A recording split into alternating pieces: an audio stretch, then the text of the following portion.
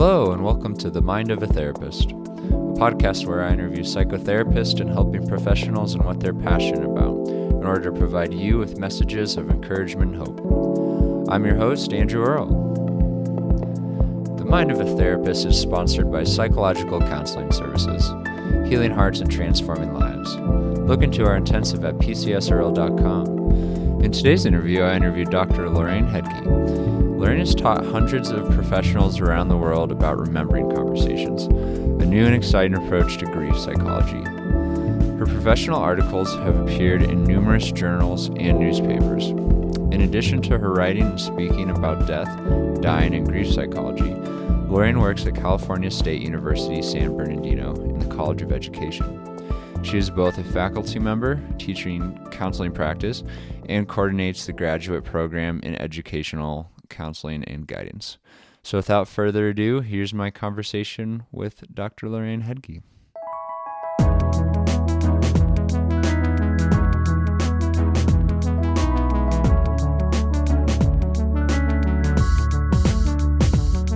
Well, Lorraine, thanks for being on the podcast today. I'm really looking forward to this conversation.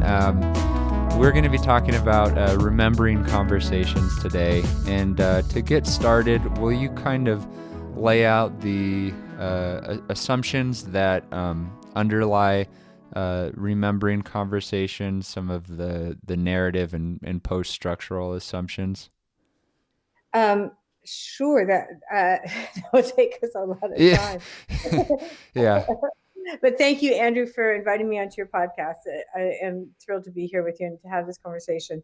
Let me start with kind of, before I get into some of the larger post-structural ideas, let me talk about a little bit about kind of the background assumptions around narrative, specifically around remembering. That's a real easy angle to get us going. And for me, I think that there's a few very basic assumptions that I work with that sets grief psychology on its head from kind of a modernist approach, that when I'm using a narrative or a post-modern approach to death and grief, that remembering is informed by the belief that our stories produce us, right?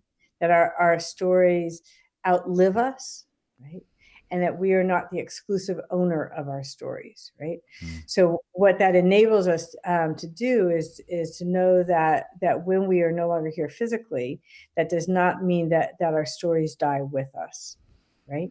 That stories transcend death, physical death, right? And can continue into a space where they can be edited, shifted, create new meaning for people, create new agency or new actions for people. And that the relationship when the person dies it doesn't end, right? That would be another kind of postmodern tenet behind remembering, right? That the relationship continues, albeit in a dramatically different form, but that it continues in a storied form that can be nonetheless tremendously powerful for people, right? And I actually think it can offer solace to the pain that grief can bring, right? I'll say one more thing and then I'll take a pause here. Conventional ideas about grief focus on the severing of the tie between the living and the dead. And my experience has been that actually increases pain for people, right? Increases that sense of yearning, increases that sense of just agony that grief can bring. When we don't demand that people let go of a relationship when somebody dies, and give people many pathways into finding and reconstructing that relationship that addresses that pain, that yearning that we have to be close to our loved ones. Absolutely. And I'm curious how you were drawn to remembering conversations personally. What did that journey look like in a nutshell? I think it's been an evolution for me, right? Like, I've told the story in other spaces, that part of it had to do with the death of my mom, that long before I was a counselor. And that I spent years trying to make sense both of our relationship and how to position her as a dead mother in my life. So I think that was a big part of it. That was coupled with that I was working in hospital settings and in kind of some of the early stages of hospices in this country, and looking at how that kind of modernist Kubler-Ross 5-staged approach was being universally applied. And I just had this like visceral reaction to it that there had to be a better way, right? That it felt so damaging to do to people, and so dramatic to do to people, to insist on some sense of closure or goodbye or acceptance that your person's dead, meaning you get to move on. And I just thought, this is not right. This is a terrible thing to do to somebody. Like I used to see this in hospitals all the time, where people would be like laying in a hospital bed, a dying person, and that the family is ushered in to be told that they have to say goodbye to this person, and it's this horrible, painful, heart-wrenching ritual that is unnecessary, right? So I was witness to these kinds of events and thinking, wow, this is crap. This is producing pain when there's already so much palpable pain, that people are experiencing. Like, golly gosh, you might as well take your hammer out and beat them over the head and kill them off that way too. It's so painful, right? So I kept thinking there had to be a gentler way. There had to be a way where love could be intertwined, right? Where legacy, where story could be intertwined, right? And that felt like just like the path I had to take, right? It helped me make sense of the death of my mom. It helped me to critique what I was seeing professionally. Yeah, all those things. And then it just evolved, right? Evolved into what I do now. Yeah. Well, I'm really touched with what you're sharing there. I feel teary-eyed right now. You're talking about that love and legacy versus saying goodbye in a time that's so hard. And yeah, so I'm wondering, with how might you, as a therapist, work with a family, support a family when someone has a terminal illness, when someone is very close to the end of their life? Yeah. I am going to be really spending a lot of time looking for those love stories, right? Looking for those places where the lessons, the meanings, the best possible of the past gets to be spoken to and gets to be affirmed as a legacy that will be carried forward. Right? Now, I need to mention a caveat here for your listeners too, is I am speaking predominantly right now with you about what happens when a relationship is that we desire to keep that relationship alive. The relationship is one that is a lovely relationship that has had loving pieces in it. Maybe not in its totality, but certainly aspects, if not big chunks of that. And that when we're speaking about a relationship that has been challenging or troubled, I am going to be working very, very differently, right? I might not be saying to that family, tell me what's best possible about this person that you want to continue to carry with you. That would be a very different kind of conversation, because that could reify abuse, right? So just so I want to make that distinction really clear. When I'm working with people who have a positive connection or big chunks of a relationship that are positive, I'm going to be speaking about what legacies do you want to have transcended, right? Where do you want story to transcend death? And how do you want to locate that relationship in a storied form posthumously, right? So I'm going to be asking a lot of questions about that, about where will you find a connection to this person when they're no longer here? Where do you find a connection to their stories? What stories will you be telling? How will they continue to inspire your actions, right? What will it feel like when you see yourself through their eyes when they're no longer here physically, right? And how will that enable you to find your way with grief at the end of the day, right? So I'm going to be exploring those kinds of questions for those relationships, right, before someone dies. If I'm lucky, I'm going to be exploring that conversation with somebody before they die with their loved ones, right? So I was working with a woman this last year where that was the case, right? She and I met a dozen times probably before her dying. And then we met with her children, right, together to speak to those stories in her presence, where I interviewed her kids to say, tell me what you love about this mother, right? Tell me about what the most important part of this mother has been for you and how you're going to keep her close forever and ever, right? So not only does she get to hear that, right, before she dies, but then they get to affirm that with her, right? And she can contribute to that as well, right? So it's a very, very powerful process of the conversations I had with her before her death. Were very powerful, but also then to be able to speak them with her children was remarkable, right? That's the best possible, right? Yeah.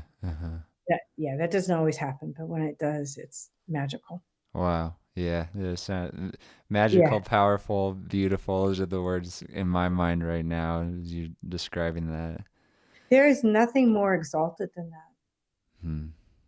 I mean, to me, that is like, that's ministerial love, right? Where we are providing that kind of love to somebody before they die and to what they have meant to another person, right?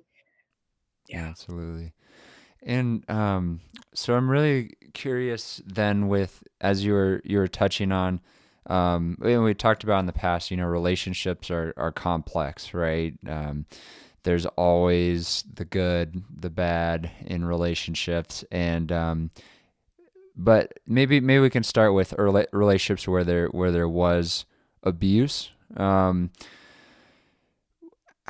What sort of conversations within the remembering context, if any, what does that work look like with someone who's experienced abuse in that relationship predominantly? So a couple of things. First, let me talk about what membership means, right? And because then I can kind of answer some of that. And it's really going to be the flip side of a coin for a second, right? So when we think about Meyerhoff's work about remembering, right, she's the anthropologist who coined the phrase as a hyphenated phrase to say that it is more, her words, it is not a passive fragmentary flickering of experience, which is how we usually think of a remembering process, right? Where you're just kind of wistfully thinking about somebody, right? Right. What Meyerhoff spoke about was that is actually the reactivation of somebody's membership status in your life, right? To use her words. And so she hyphenated the word remembering with the hyphen after the re, with the re being the Latin about how do we reinvest, right? Redo, right? Reinvigorate, all of those words, with somebody's member status or importance in your life. And what Meyerhoff spoke to is that that this is a fluid process. Michael White came along in the narrative world and said, not only is it a fluid process, but to have acts of remembering in the hyphenated way, but that status can be shifted, right? It can be a permanent status where I say this person is really close to me and will always be, both living and dead. It could be a status where it is provisional, where I say I grant you membership status or access to speak on my behalf if you meet certain conditions, right? Right. And ironically, all of us have those conditions, right? So for example, if most people would say you can be in my membership club, again, to use Michael or Meyerhoff's words, if you don't abuse me, right? Meaning you can speak on my behalf, you can speak to the love story of who I am, if you don't transgress into abuse. Okay. So what that means then is if somebody does transgress into abuse, they start getting pushed out of that club of life, right? They hold less important status, right? Now, for some people, that is an incredibly painful, difficult process, right? That excommunication of somebody. You know what I mean? Like if you think about like a partner or a parent that has transgressed the rights and privileges of membership and has inflicted some kind of harm. It is horrifically painful and needs to be undertaken oftentimes with the support of a lot of loving people, with the support of good counseling, right, to reconfigure those relationships, right? When a person dies where abuse has taken place, this is a long-winded answer, sorry. That's One more good. piece. When a person dies when abuse has taken place, that it is a pause that is afforded the bereaved person to decide how much of the relationship do they want to hold close. Mm-hmm. Do they want to further distance themselves from the memory and the stories of that tyrannical relationship? Right? And if so, how are we going to go about doing that? And often what we have to do is we have to bring other people into that inner circle, that membered team, right, to push those stories further out, right? So I have a father, I'm going to be stereotypical for a minute. I have a father who's perpetrated some kind of abuse on a daughter. Dad dies. Daughter has to then decide how close does she want his memory, right? And if she wants it further away, then what I would want to be doing is I'm going to be bringing other people into that inner sanctum of her identity stories who can speak to her amazingness, her love, her brilliance, the ways in which she withstood the difficulties she had faced with grace, with courage, all of those things. And in doing that, in pulling those people close, we push his authority to speak on her identity stories behalf further away, right?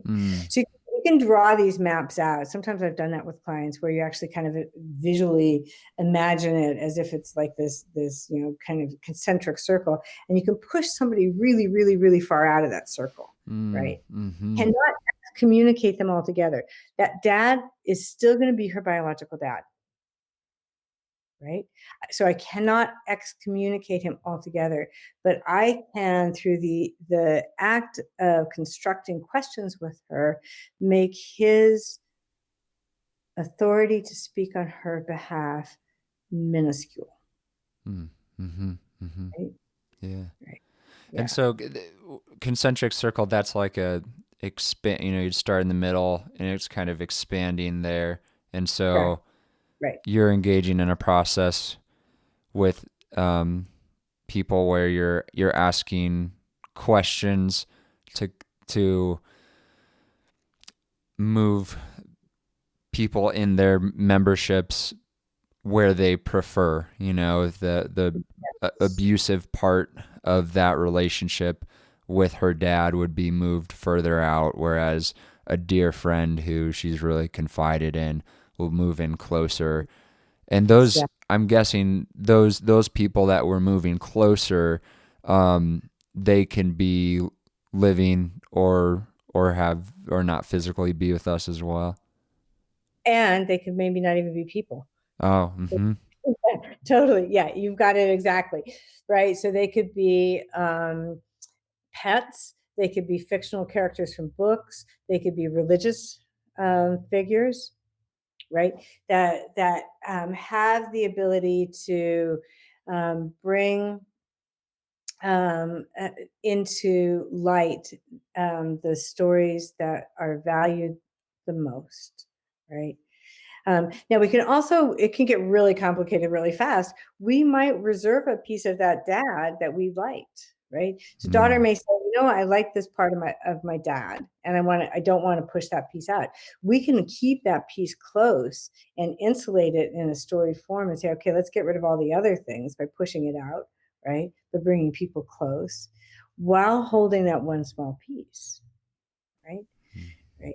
Stories transcend death and are continue to be malleable, right? Mm-hmm. And so it requires like some really lovely little questions that you ask along the way. Like simple questions like, who knows the courage in which you have lived with this, right? Mm-hmm. Mm-hmm. That's an amazing question, right? And what happens when you live with their belief in you guiding your feet, Mm-hmm. Mm-hmm. right? So those are those questions that shift membership teams, right? Mm-hmm. In that circumstance, yeah. Oh, that's good. Yeah.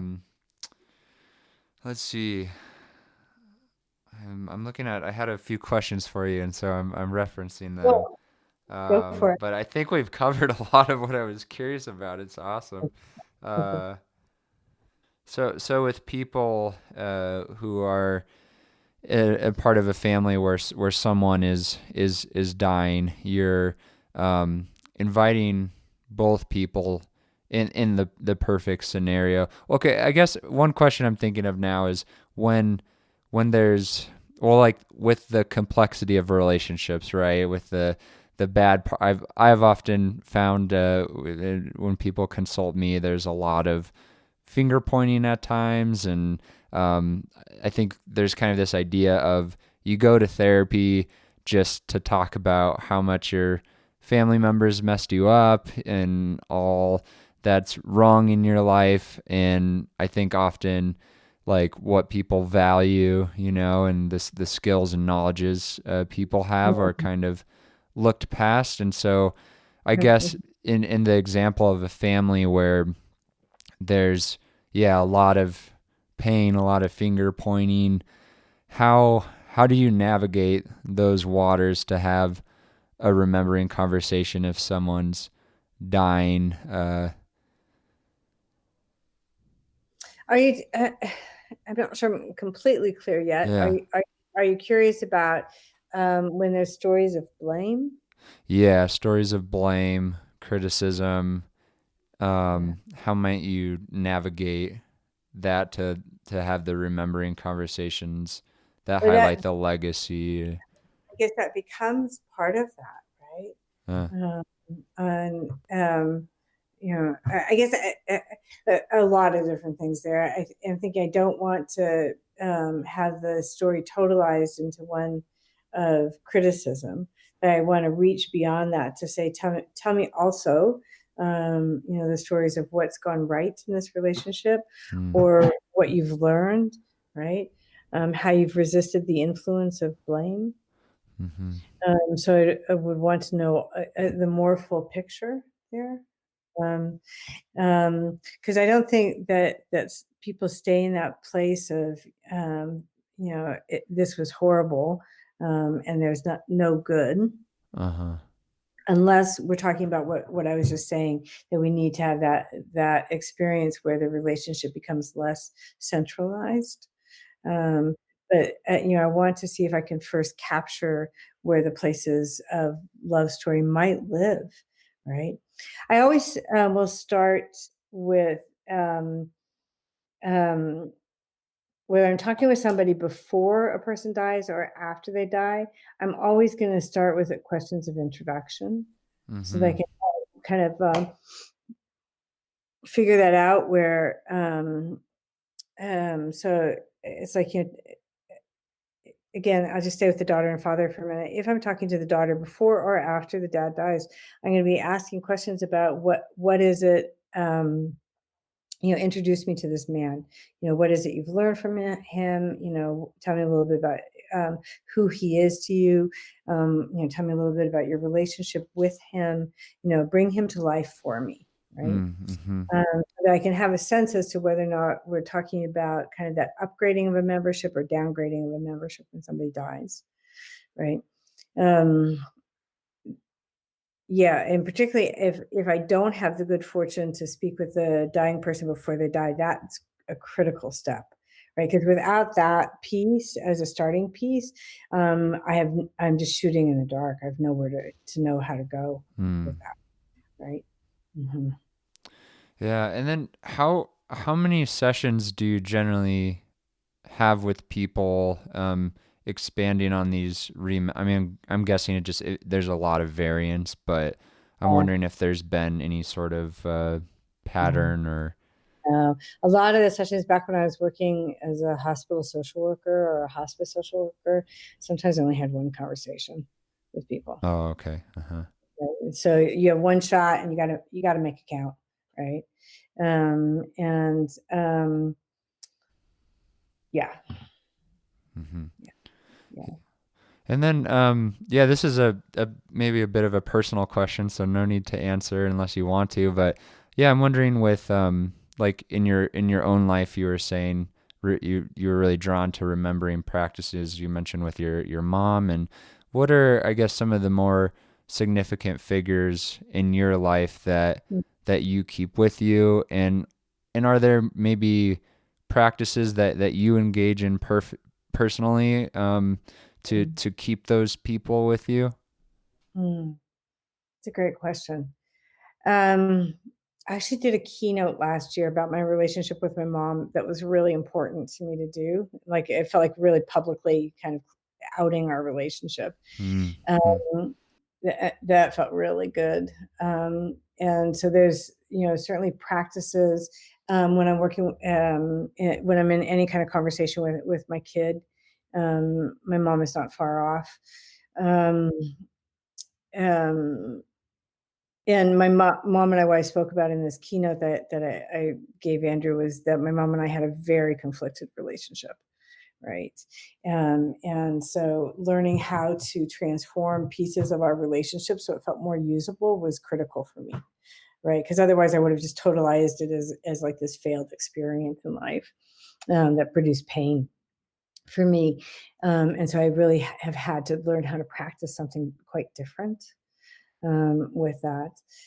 Um, I mean, there's certain just daily practices that I do that keep me sane that probably have nothing to do with remembering, um, but there's also, I think that my default place, right, in life is that I'm always looking for a love story, Hmm. right? I am so desiring of finding the love story for myself, finding the love story in how I see people. Looking at people and saying, what is it that I can love about this person? What is lovable about this person? What do I need to know to love this person, right? I think that's kind of a practice that I do both personally and professionally, or aspire to do, right? When it was hard to do that during the election. Sure. Really hard to do that during the election. But that's my hope. That's my aspiration of who I'd like to become, right? Mm.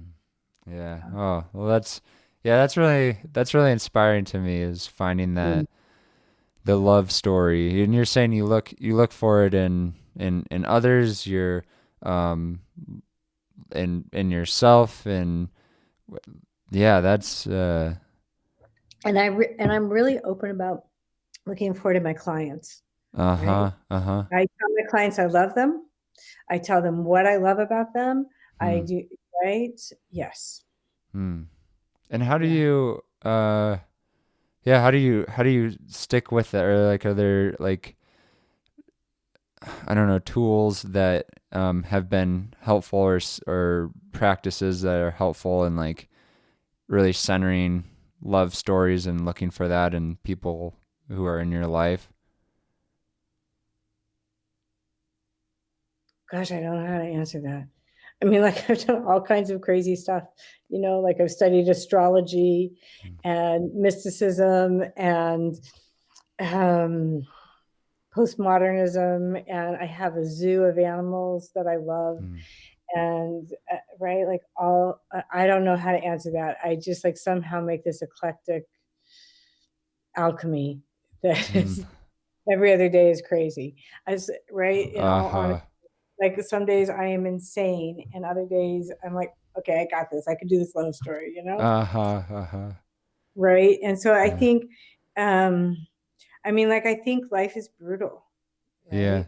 Yeah. For a lot of us, and I think making it through a day for a lot of us is really painful, Yeah. right? And so, like, why not look for the love story Mm. Yeah. as much as you can, Yeah. because yeah, Mm. there's Yeah. a lot that otherwise gets lost. Yeah. Yeah. Yeah, yeah. Well, is there anything else that you'd want to mention on remembering conversations that we haven't touched on today? But you know what? I don't know how soon this is going to be up on your site, but what I'm thinking about actually is that we're coming two things. One is that we're coming up on the holidays, and I know that that can be really painful for people around how do when death has been a part of life, and how do we make sense out of that. And so like I'd really support and encourage people to find places where there's rituals that weave in the stories of the dead, Mm. Mm-hmm. and really making that very visible, speaking their name, um, speaking practices that have come into their life as a result of this person, so that as we move forward into times where families are thinking about being together, um, how do we do that with somebody how do we set up a place for grandma at the table when grandma has been dead for 10 years, right? Mm. Um, Mm-hmm. so that would be one invitation. But the other thing I'm thinking about is COVID, and I'm thinking about like um, there's so many stories around trauma, around death, right?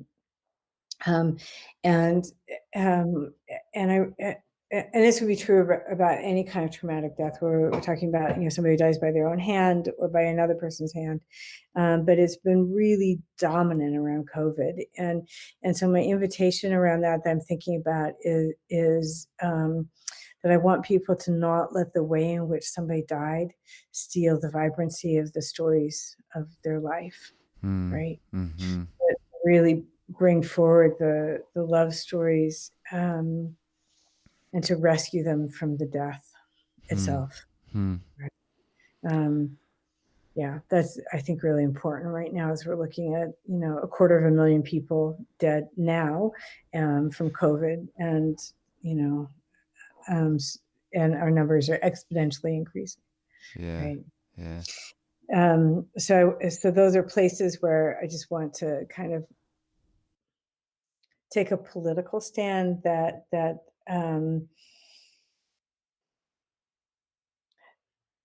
people who are dying, particularly from COVID, have not been treated as if they are grievable lives, right? They've not been given the political visibility that they matter, right? Elderly, people of color, right? People who are ill with pre-existing conditions, that they've not been given the political space to say these people matter, and they do. And so we have to reclaim their lives and hold them up to love, to light. Like it's critically important, I think. Mm. Yeah, Yeah, absolutely.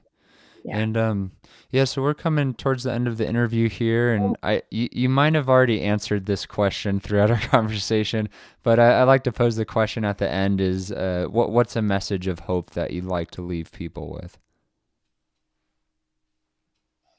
Well, I hope all of this is hopeful, right? Mm. Like I hope that seeking love stories that transcend death is hope, Mm. Mm. right? Absolutely. It is the embodiment of life in the face of death. And that is hopeful. Yeah.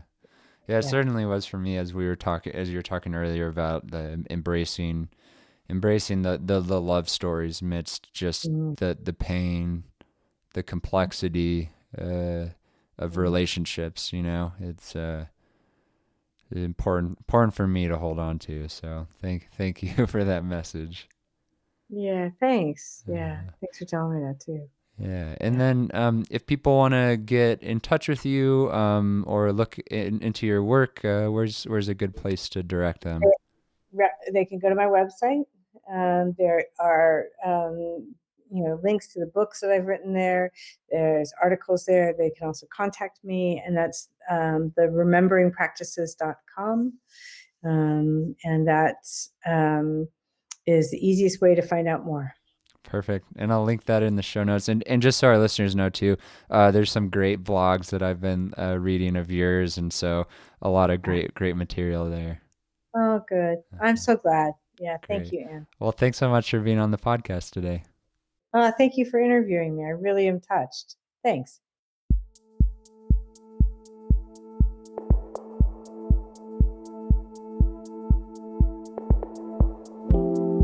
Please press the subscribe button, as well as rating and reviewing our podcast. This helps others connect with what you've been hearing. If you have any questions, please contact us at themindofatherapist@gmail.com. These questions will be kept anonymous. I want to thank Eric Price for the wonderful music you hear in this podcast. Additionally, this podcast was created to provide accurate and authoritative information on the subject matter. Although we are interviewing licensed therapists, they are not your therapists. This podcast is not intended to serve as direct medical advice and should not be used as a substitute for direct professional help. It is given with the understanding that neither the host, publisher, guests, or PCS are rendering legal, clinical, or other professional information. If you need a professional, we encourage you to find one. Visit Psychology Today to connect with a licensed clinician near you.